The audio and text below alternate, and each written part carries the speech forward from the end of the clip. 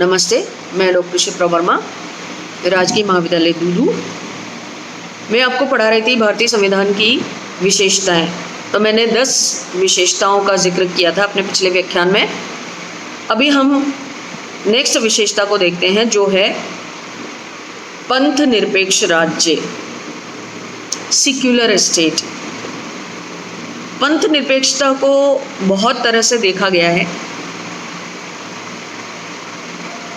भारतीय संविधान के कॉन्टेक्स्ट में अगर देखें तो भारतीय संविधान हमारे नागरिकों को धार्मिक स्वतंत्रता का अधिकार देता है। धार्मिक स्वतंत्रता यानी कि धर्म को व्यक्तिगत मामला या व्यक्ति का व्यक्तिगत जीवन कह सकते हैं। संविधान के 42वें संशोधन द्वारा संविधान की प्रस्तावना में पंथ निरपेक्षता शब्द को जोड़ा गया है।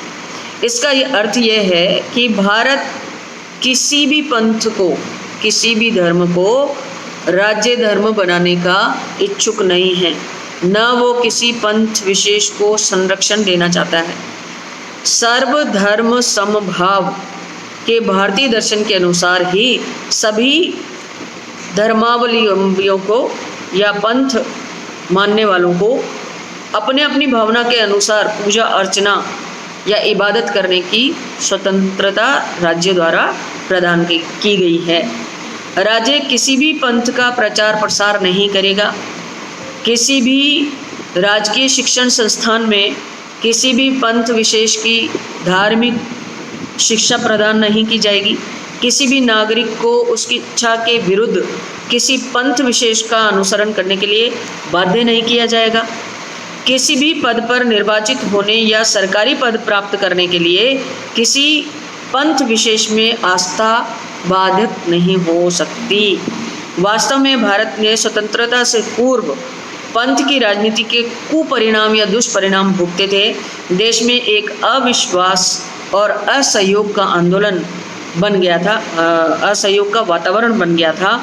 अंततः देश को विभाजन की त्रासदी से गुजरना पड़ा था। आप अगर पार्टीशन का टाइम अगर आप पढ़ेंगे, विभाजन जब हुआ था भारत का, हिंदुस्तान और पाकिस्तान का जब विभाजन हुआ था, तो उस समय में हिंदू मुस्लिम दंगे बहुत मोटे रूप में देखने को मिलेंगे। आप किताबें पढ़िए, भारतीय स्वतंत्रता संग्राम जो हुआ उसके ऊपर बहुत सारी किताबें हैं। आप कहानी के रूप में भी अगर पढ़ेंगे तो आपको बहुत सारी चीज़ें वहाँ पर देखने को मिलेंगी कि कितने तरह के मतलब दंगे और फसाद उस समय हुए थे।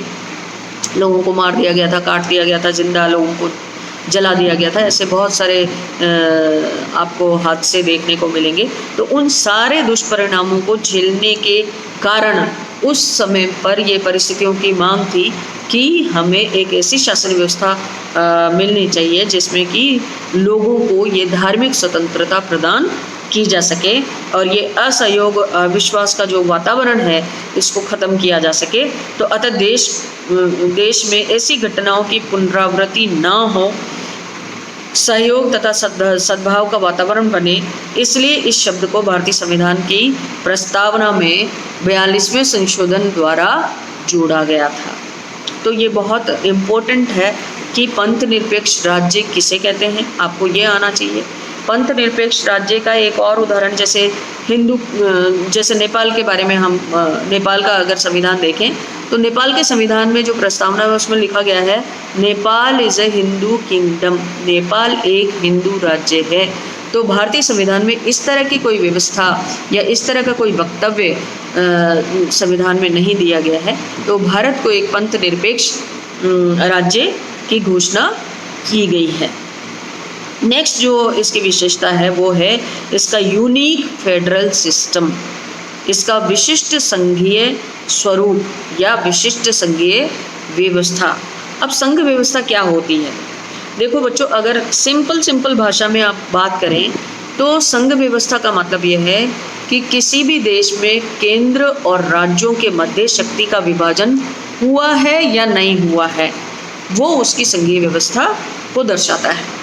भारत की विशेष परिस्थितियों को ध्यान में रखते हुए संविधान में जो प्रावधान किए गए हैं वे भारतीय संघ को विशिष्ट बनाते हैं। यही कारण है कि यह अर्ध संघीय एकात्मक लक्षणों सहित संघीय संविधान व्यवस्था आदि विशेषणों से संबोधित किया जाता है। वस्तुतः राज्यों की स्वायत्तता तथा सम्मान की रक्षा करते हुए संविधान निर्माता किसी भी प्रकार देश की एकता व अखंडता को अक्षुण्ण बनाए रखना चाहते थे। यही कारण है कि भारतीय संघ में संघीय शासन व्यवस्था के साथ एकात्मक शासन व्यवस्था के गुण भी पाए जाते हैं। जब आप संघीय व्यवस्था और एकात्मक व्यवस्था का कंपैरिजन पढ़ेंगे तो आपको बहुत समय ऐसा लगेगा कि ये संघात्मक व्यवस्था है, और बहुत समय ऐसा भी लगेगा जैसे अगर आपातकालीन राष्ट्रपति की शक्तियां देखते हैं तो आपको जब आपातकाल लागू हो जाता है तो आपको ऐसा लगेगा कि एकात्मक ही शासन व्यवस्था है ये। तो दोनों का एक श्रेष्ठ समायोजन यहाँ पर करके और भारतीय व्यवस्था में संघीय व्यवस्था को अपनाया गया है। इसके गुण क्या क्या हैं, संघीय व्यवस्था के गुण क्या हैं, क्यों अपनाया गया है? पहला है लिखित और कठोर संविधान जो हमारे यहाँ अपनाया गया है। दूसरा है संघ और राज्य में शक्तियों का विभाजन, जो मैंने अभी बताया कि विभिन्न सूचियों के माध्यम से संघ और राज्यों की शक्तियों का बंटवारा स्पष्ट रूप से किया गया है। जैसे संघ सूची में कितने विषय हैं, राज्य सूची में कितने विषय हैं, समवर्ती सूची में कितने विषय हैं, वो सारे के सारे विषयों पर किस किस का कंट्रोल है, कौन कौन उस पर कानून बना सकती है, अगर विवाद हो जाता है तो किसकी कानून को मान्यता प्रदान की जाएगी, वो सारी चीज़ें मैंने आपको अभी बताई थी। तो नेक्स्ट है कि सर्वोच्च न्यायालय की व्यवस्था जो संविधान का संरक्षक है तथा केंद्र राज्य संघर्ष की स्थिति में एक मध्यस्थ की भूमिका को भी निभाता है। और पांचवी जो विशेषता है वो है संघीय व्यवस्था की, वो है द्विसदनात्मक व्यवस्थापिका। जैसे केंद्र में और राज्यों में भी कई राज्यों में द्विसदनात्मक व्यवस्थापिका को अपनाया गया है। विधानमंडलों में भी कई राज्यों में ये व्यवस्था दिखाई देती है। तो जहाँ पर केंद्र में राज्यसभा और लोकसभा 2 सदन होते हैं, वैसे ही राज्यों में भी विधानसभा और विधान परिषद 2 सदन की व्यवस्था की गई है। तो संघीय व्यवस्था में सिमिलरिटीज भी देखी जा सकती है केंद्र और राज्यों के अंतर्गत। अगर मोटे मोटे रूप में आप देखेंगे तो आपको काफ़ी कुछ समझ में आ जाएगा। कुछ ऐसे भाग हैं जैसे संविधान के प्रथम भाग में स्पष्ट रूप से कहा गया है कि भारत अर्थात इंडिया राज्यों का एक संघ होगा। इसके अंतर्गत कुछ एकात्मक प्रावधान होंगे। जैसे कौन कौन से प्रावधान हैं जो एकात्मकता को दर्शाते हैं?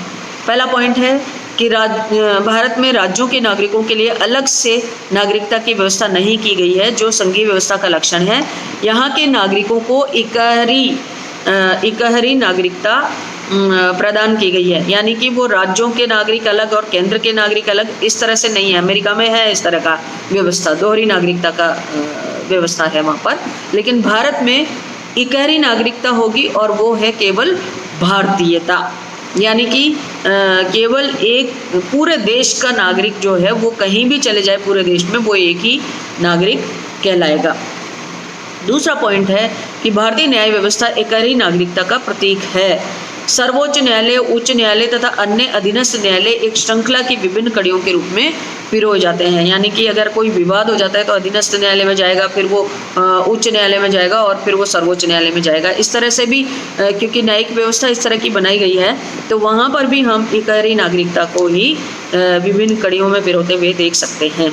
तीसरा है अखिल भारतीय सेवाओं के माध्यम से संपूर्ण देश को एक प्रशासनिक सूत्र में बांधने का काम किया गया है, यानी कि अखिल भारतीय सेवाएं जो हैं, जो एडमिनिस्ट्रेटिव सर्विसेज हैं, जो राज्यों में भी काम करती है, केंद्र में भी काम करती हैं, पूरे देश को जो संभालती हैं, उन सब का जो प्रशासनिक व्यवस्था है वो पूरे देश में अलग अलग नहीं है, एक जैसी ही हैं। इनका रिक्रूटमेंट यानी इनकी नियुक्ति, इनकी पदमुक्ति, इनकी उन्मुक्तियाँ, इनके विशेष जो अधिकार दिए गए हैं वो सारी की सारी पूरे देश में एक सा ही लागू की जाती हैं। तो यहाँ पर हम अगर इस रूप में भी देखें तो हमें यहाँ पर एकात्मक शासन व्यवस्था का स्वरूप दिखाई दे सकता है। चौथा पॉइंट है कि राष्ट्रपति द्वारा राज्य में राज्यपालों की नियुक्ति की जाती है, जो राज्यों में संवैधानिक अध्यक्षों की भूमिका निभाते हैं। तो वो सारे राज्यों के लिए सेम है, किसी एक राज्य के लिए अलग प्रावधान है, दूसरे राज्य के लिए अलग प्रावधान है, ऐसा नहीं है। सभी राज्यों के लिए राष्ट्रपति द्वारा राज्यपाल की नियुक्ति की जाती है। तो यहाँ पर ये व्यवस्था देखते हैं तो भी आपको एकात्मक सा संविधान दिखाई देता है। पांचवा है कि आपातकाल में पूरे देश का स्वरूप एकात्मक हो जाता है। मैंने अभी आपको थोड़ी देर पहले भी बताया था कि यदि आपातकाल की घोषणा हो जाती, जैसे इंदिरा गांधी के टाइम हुई थी, तो सारा जो कंट्रोल है वो राष्ट्रपति के हाथ में आ जाता है।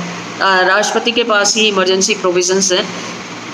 तो ऐसे काल में पूरे देश का जो कंट्रोल है वो एक व्यक्ति के हाथ में आ जाता है, और तब हम इसको एकात्मक शासन व्यवस्था का स्वरूप कह सकते हैं। तो छठा पॉइंट है कि संविधान के अनुच्छेद 365 द्वारा संघ को राज्य सरकारों को निर्देश देने की शक्ति भी प्रदान की गई है। जब संघ राज्यों को निर्देश दे रहा है, इसका मतलब वो एकात्मकता का भी परिचायक होता है। नेक्स्ट है कि भारतीय संघ इकाइयों अर्थात राज्यों का अपना पृथक संविधान नहीं है। जैसे पहले कश्मीर और जम्मू कश्मीर में आर्टिकल 360 के तहत अलग संविधान का प्रोविज़न था, जो अभी हाल ही में ख़त्म हो गया है। तो सभी राज्यों के लिए एक समान संविधान है। तो इस एकात्मक संविधान की व्यवस्था के कारण भी इसको एकात्मक शासन व्यवस्था कह सकते हैं। नेक्स्ट है कि संघीय संसद को राज्य की सीमाओं में परिवर्तन करने का भी अधिकार है।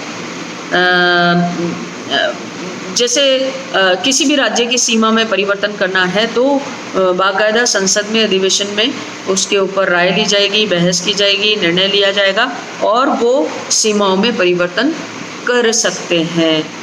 तो यहाँ पर जब राज्यों पर क्योंकि कंट्रोल आ जाता है केंद्र का, तो ऐसे समय में भी हम एकात्मक शासन व्यवस्था को देख सकते हैं। नेक्स्ट है कि राष्ट्रपति द्वारा नियुक्त निर्वाचन आयोग संघीय संसद तथा राज्य के विधानमंडलों के निर्वाचन का भार वहन करता है। तो निर्वाचन आयोग भी पूरे देश के लिए एक ही, और एक ही निर्वाचन आयोग के माध्यम से सारे देश की व्यवस्था का संचालन किया जाता है। नेक्स्ट है कि केंद्रीय सेवा के नियंत्रक महालेखा परीक्षक संघ व राज्य दोनों के लेखों का परीक्षण करते हैं। तो जैसे CAG जो एजेंसी है, कंट्रोलर ऑडिटर जनरल या नियंत्रक व महालेखा परीक्षक पूरे देश के लेखों का इसको कहेंगे इकोनॉमिक मैटर्स का, फाइनेंस का रिकॉर्ड रखते हैं, निरीक्षण करते हैं कि वो सही है कि नहीं है कि क्या है। ठीक है, तो इस समय पे भी हम एकात्मक व्यवस्था कह सकते हैं। नेक्स्ट है कि कुछ विषयों के संबंध में संविधान संशोधन की प्रणाली सरल व लचीली है। इन्हीं विशिष्टताओं के कारण भारतीय संघ विश्व के अन्य संघीय व्यवस्थाओं से भिन्न है। दुर्गादास बसु के अनुसार एक ही संविधान में परिसंघ व एकीक प्रणालियों का यह संयोजन विश्व में बहुत अनूठा संयोजन है। तो आप बहुत अच्छे से ये समझ सकते हैं कि बहुत सारी व्यवस्थाएं ऐसी हैं जहाँ पर हमें भारतीय संविधान संघात्मक प्रतीत होता है, और बहुत सारे प्रोविजंस ऐसे हैं जहाँ पर हमें भारतीय संविधान को एकात्मकता का परिचायक कह सकते हैं।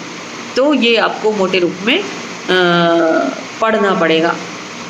नेक्स्ट जो विशेषता है वो है combination of rigidity and flexibility, यानी कि कठोरता और लचीलेपन का समन्वय यहाँ पर किया गया है। संविधान संशोधन की प्रक्रिया जो है वो बहुत अधिक कठोर भी है और बहुत अधिक लचीली भी है। 3 तरह की संवैधानिक संशोधन की प्रणालियाँ हैं, जहाँ पर एक व्यवस्था है जहाँ पर जो बहुत कठोर व्यवस्था है, जिसमें संसद के 2/3 बहुमत और करीब आधे विधानमंडलों की सहमति हो तभी भारतीय संविधान में संशोधन किया जा सकता है। एक है कि साधारण बहुमत से भी किया जा सकता है, और एक इस तरह से अलग अलग व्यवस्थाएं संशोधन के लिए की गई हैं, यानी कि कठोरता भी है और लचीलापन भी है। साधारण बहुमत से संविधान में संशोधन किया जा सकता है तो वो उसका लचीलापन का परिचायक है, और यदि 2/3 बहुमत और आधे विधानमंडल की सहमति चाहिए तो वो कभी पॉसिबल ही नहीं हो पाता, है ना। तो ऐसे समय में हम उसको कठोरता का परिचायक भी कह सकते हैं। संविधान संशोधन की प्रक्रिया से उसके कठोर और लचीलापन का निर्धारण किया जाता है। कठोर संविधान में संशोधन की प्रक्रिया बहुत जटिल और सामान्य कानून निर्माण से बहुत भिन्न होती है। जबकि लचीले संविधान में साधारण कानून और संवैधानिक कानून में भेद नहीं किया जाता तथा संशोधन की सरल और एक सी प्रक्रिया को अपनाया जाता है। भारतीय संविधान संशोधन की प्रक्रिया पर यदि विश्लेषणात्मक दृष्टि डालें तो ये स्पष्ट हो जाएगा कि यहाँ दोनों प्रक्रियाओं को अपनाया गया है, माने कठोर प्रक्रिया को भी अपनाया गया है और लचीली प्रक्रिया को भी अपनाया गया है। भारत में संविधान संशोधन के 3 प्रकार हैं। मैंने अभी बताया आपको कि 3 प्रकार हैं। पहला है कि कुछ विषय संसद के दोनों सदनों के साधारण बहुमत से भी संशोधित हो सकते हैं। जैसे अगर राज्यों का पुनर्गठन करना है तो वो साधारण बहुमत से भी पॉसिबल है। दूसरा है कि भारतीय संविधान की कुछ धाराओं को संशोधित करने के लिए दोनों सदनों के पूर्ण बहुमत तथा उपस्थित सदस्यों के 2/3 बहुमत की भी आवश्यकता होती है। तो पूर्ण बहुमत और 2/3 बहुमत, उपस्थित सदस्यों का 2/3 बहुमत बहुत मुश्किल है होना। तो संविधान के भाग 3 और 4 की धाराएं इस श्रेणी में आती है। भाग 3 और 4 क्या हैं? नीति निर्देशक तत्व, और 3 है मौलिक अधिकार और 4 है नीति निर्देशक तत्व। तो इनमें इन सब की आवश्यकता होती है अगर चेंज करना है। तीसरा है कि संविधान की कुछ धाराएं हैं जो संशोधन के लिए संसद के दोनों सदनों के पूर्ण विधानसभाओं का समर्थन आवश्यक है। पूर्ण बहुमत, उपस्थित सदस्यों की 2/3 बहुमत तथा आधे राज्यों की विधानसभाओं का समर्थन। मतलब ये तो बहुत ही टफ हो गया कि आप देखिए कि कुछ धाराएं ऐसी हैं जैसे राष्ट्रपति के निर्वाचन की पद्धति, केंद्र व राज्यों के बीच शक्ति का विभाजन। ये ऐसे विषय हैं जिसमें संसद के दोनों सदनों की पूर्ण बहुमत, उपस्थित सदस्यों का 2/3 बहुमत और करीब आधे विधानसभाओं की सहमति होनी चाहिए, और ये होना बहुत ही ज़्यादा मुश्किल है। तो ये एक कठोरता का परिचायक है। तीनों पद्धतियों से ये स्पष्ट होता है कि संविधान संशोधन के लिए लचीले, अर्ध कठोर तथा कठोर पद्धतियों को अपनाया गया है। तेजी से बदलते परिवेश में बहुत कठोर संशोधन पद्धति विकास के स्वाभाविक प्रवाह में बाधक भी हो सकती है। माने ऐसा भी हो सकता है कि हम अपने संविधान को चेंज ही नहीं कर पाए, ऐसा भी हो सकता है। जबकि अत्यधिक लचीली पद्धति में संविधान को बार बार चेंज करना या उसके मौलिक स्वरूप को ही खत्म कर देना जैसी आशंकाएं भी हो सकती है। यही कारण है कि भारत में दोनों पद्धतियों की विशेषताओं को अपनाया गया है। विषयों की आवश्यकता अनुसार उस पर ये डिसीजन लिया जाता है कि कौन सी पद्धति के लिए कठोरता चाहिए, कौन सी पद्धति के लिए लचीलापन चाहिए, या कौन सी पद्धति के लिए किस तरह के बहुमत की आवश्यकता है।